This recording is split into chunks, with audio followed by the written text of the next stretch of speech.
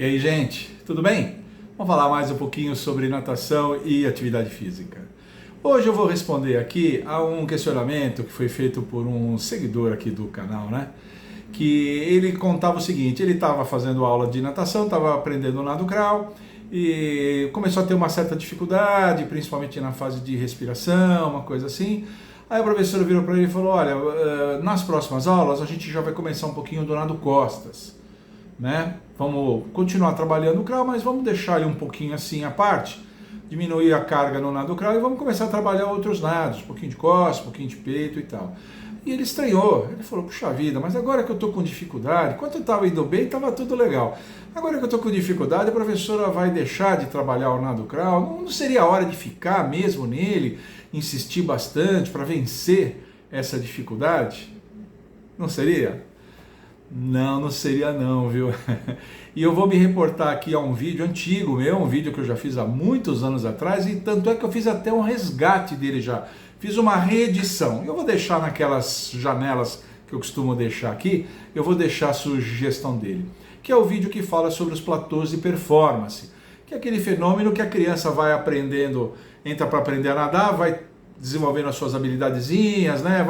Vai melhorando, uma hora parece que dá uma estacionada, né? O gráfico de aprendizagem entra em platô, não é mais um aclive, né? E ele fica lá e você não sabe o que fazer, professor é a mesma, piscina é a mesma, o aluno é o mesmo, não aconteceu nada, e o aluno está assim, platô de performance. Assistam lá o vídeo, eu explico, né, esse nome, tudo mais.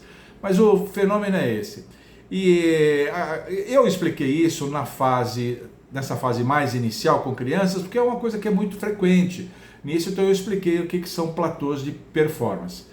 Agora, esse aluno, ele me escreveu apresentando um problema que nada mais é do que um platô de performance. Só que numa fase um pouco mais adiantada. Ele já está numa fase que ele já está começando os nados, já tem batimentos alternados, estava começando a respiração de lado e tal. Então é uma fase um pouco mais adiantada. Então isso só é um platô de performance numa fase um pouco mais adiantada só. E a professora está corretíssima em fazer isso, está muito correta em fazer isso. E eu vou tentar explicar por quê. Quando você está tentando desenvolver um pequeno conjunto de habilidades, seja naquele nível mais iniciante das crianças, seja o nado crawl, por exemplo, que já é uma habilidade mais complexa, é um dos nados, né? É um dos nados competitivos. Seja como for, quando você está tentando, você lança a mão de certos educativos, de certos movimentos, né, de um conjunto de atividades. Só que quando você está treinando isso para melhorar o nado crawl, você não está só melhorando o movimento, educando o movimento. Quer dizer, criando novos caminhos neuromotores no seu cérebro para melhorar o desempenho dos seus movimentos e conseguir nadar bem. Você não está fazendo só isso. Você está desenvolvendo todo um conjunto acessório, um conjunto circundante de habilidades e de capacidades que você vai precisar para o nado. Você está desenvolvendo equilíbrio, você está desenvolvendo coordenação, você está desenvolvendo propriocepção, atenção, você está desenvolvendo um conjunto de coisas que, por sua vez, vão possibilitar você fazer aquelas habilidades de educação neuromotora que vão possibilitar o nado. Então, esse conjunto de habilidades é subjacente. A gente não nota isso, a gente acha que está só fazendo movimento, mas não. A gente está desenvolvendo esse conjunto subjacente. E quando eu fiz aquele vídeo sobre platô de performance, eu já falei, a palavra-chave é diversificação. Diversifica. Eu explicava lá, quando é em criancinhas pequenas, se você não estava entrando na água, começa a entrar. Se você não estava levando as crianças para o fundo, começa aí. Se você não tinha trabalhado ainda mergulho de cabeça, trabalha um pouco de mergulho de cabeça. Começa a fazer, diversifica conteúdos e estratégias. Diversifica, isso vai te ajudar. E no caso desse aluno, vai acontecer a mesma coisa.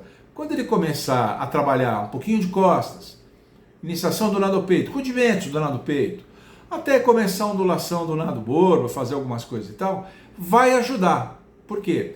Porque essa diversificação, apesar de você não estar mais fazendo aqueles movimentos que em princípio te interessam, mas aquele conjunto subjacente de habilidades fica muito mais estimulado.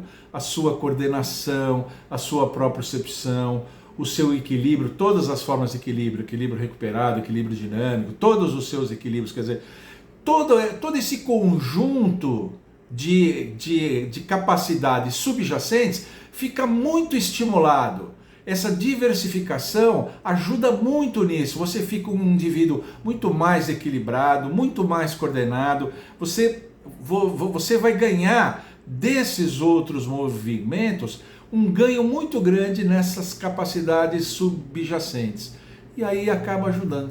Quando você menos espera, um dia a professora vai falar: vamos fazer hoje o nado crawl, e você vai sair fazendo a respiração como nunca tinha feito antes. Pode não ser perfeito, vai precisar, claro, insistir mais um pouquinho, mas você vai se sentir melhor, mais confortável, mais perceptivo, você vai conseguir fazer melhor as coisas. Por isso que todas as vezes que a gente faz, que a gente está com essa dificuldade com um aluno, assim, numa determinada habilidade um pouco mais complexa, sair fora e começar a trabalhar outros nados, corretíssimo. Parabéns para a professora aí, que está corretíssima em fazer isso. E você, professor, confia nela, porque parece que ela é boa, viu? Ela é boa porque ela sabe o que está fazendo. Ela sabe que trabalhar com outros nados vai ajudar o crawl. Trabalhar outros nados não interfere no aprendizado do crawl.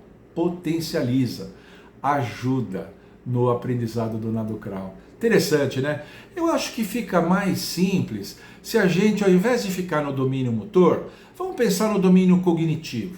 Vamos pensar nas disciplinas da escola.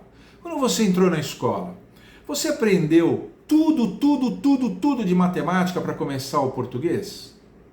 Não, né? Você aprendeu tudo de matemática e português para começar a estudar história? Não, né? Não faz isso. O que a escola faz? A escola faz uma abordagem simultânea. Ela tem as suas disciplininhas, né? E você está aprendendo português, matemática, história, geografia, ciências, né? Vai indo. Cada uma com os conteúdos adequados à idade dos alunos, mas você está aprendendo tudo. Quando você passa para o segundo ano, você continua fazendo tudo. Só que agora é um pouquinho mais complexo, um pouquinho mais profundo. E você vai aprendendo assim. Você a vida toda, no seu domínio cognitivo, aprendeu na escola através de um conjunto de habilidades que você foi meio que aprendendo tudo junto. Uma atrapalhou a outra? Não. Porque quando você estuda história, você ajuda as ciências. Quando estuda matemática, ajuda português. Porque você está ficando mais concentrado, você está aprendendo a pesquisar, você está desenvolvendo a sua memória. Você está desenvolvendo esse conjunto de capacidades cognitivas que você tem, né, que lastreiam esse teu aprendizado, e você está estimulando esse conjunto, então o aprendizado de uma matéria ajuda na outra. O que você desenvolve numa disciplina ajuda na outra.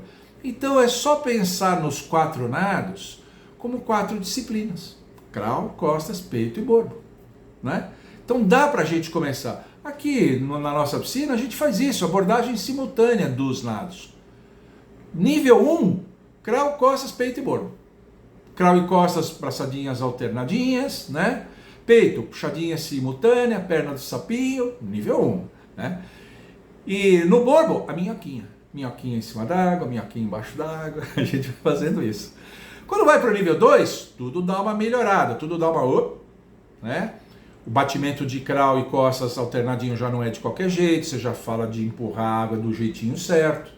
O nado peito já não é perna do sapinho, você já fala para ficar com o joelhinho um pouquinho mais pertinho, abrir o pezinho para você ter mais assim. Que a puxadinha de peito não pode ser muito longa, é um pouquinho mais curtinha, né? Você já fala que a ondulação é feita sempre com bracinhos na frente, nunca com a mão aqui. Aí você ensina, faz a puxadinha, volta e faz uma ondulação. Faz a puxadinha, volta e faz uma ondulação. Então você já vai fazendo esse tipo de coisa. Vai para o nível 3, tudo vai ficar mais complexo. A gente faz abordar. Eu sou de uma época, eu sou antigo, né, gente? Eu sou de uma época em que os livros de natação, primeiro capítulo, faziam essa discussão. Que nado ensinar primeiro? Essa pergunta não tem sentido. A evolução das pesquisas, das ciências do movimento e a própria observação dos professores tornou essa pergunta sem sentido. Não tem sentido perguntar isso. Não se ensina um nado primeiro que o outro. A gente vai ensinando meio que tudo junto mesmo. para que a gente possa, com essa multiplicidade maior de estímulos, ou com essa diversificação, como eu chamei, a gente estimular mais fortemente essas habilidades, no caso não mais cognitivas, como o exemplinho que eu dei, no caso essas capacidades neuromotoras, coordenação, equilíbrio, propriocepção, todas essas coisas que vão ser importantes para o nado. Por isso que a gente faz assim, o aprendizado assim. Fora que o nado fora que é muito mais estimulante, né? É muito pouco, é muito desestimulante o aluno ficar batendo numa dificuldade aula atrás de aula, ele desanima. Criança e adulto, viu? E adulto é pior, né? Porque adulto quando desanima ele sai do curso. Então criança, o pai ainda insiste, né? Crianças e adultos, você tem que manter um certo nível de estimulação, né? De motivação. Fica batendo numa dificuldade, o cara desiste. Quando você dá essa diversificação, ele parou de conquistar novos movimentos no nado crawl, mas ele está fazendo já o nado costas, ele já está fazendo a puxadinha do crawl, acertou bem legalzinho a ondulação, parabéns campeão, é assim que eu quero mesmo. Então ele se sente motivado e continua aderente ao programa, que é uma coisa importante também, porque se o aluno sai, a pior coisa é que o aluno saia, se desmotive e saia de vez. Mas se vocês fizerem isso que eu estou sugerindo aqui, e que não é coisa nova, não é invenção minha não, gente, isso é coisa antiga, né? Mas que é o jeito mais correto de fazer as coisas. Para o leigo ele é meio contrassensual, né? Só isso, né? É como para esse aluno que mandou a dúvida. Parece que esse era o momento de ficar só naquilo lá. Não. Parece um contrassenso, mas agora é a hora de diversificar. Tá bom? Eu espero que vocês tenham gostado, né? Fazia tempo que eu não falava numa coisa assim tão técnica, um detalhe tão assim. Foi muito gostoso, eu gostei. Quando eu vi a dúvida do rapaz, eu anoto as dúvidas e às vezes tem uma relação de dúvidas aqui, né? Uma relação. Pô, hoje eu vou fazer um vídeo para esse cara, que hoje eu vou responder esse cara. Desculpa se eu atrasei um pouquinho, demorei um pouco para fazer isso, tá bom? Curte, compartilha e comenta aqui esse nosso vídeo, por favor, Você já teve a oportunidade de fazer isso? Você, professor, sabia disso? Trabalha dessa forma? Comece a trabalhar dessa forma e observa. Observa que você vai ver que a sua aula vai render muito mais. Vai manter as crianças motivadas e os platôs de performance vão ser mais curtos. Você vai ver, por incrível que pareça. Curte, compartilha e comenta e continue mandando para cá como essa, umas sugestões, porque aqui nesse canal as melhores viram vídeo. Tchau!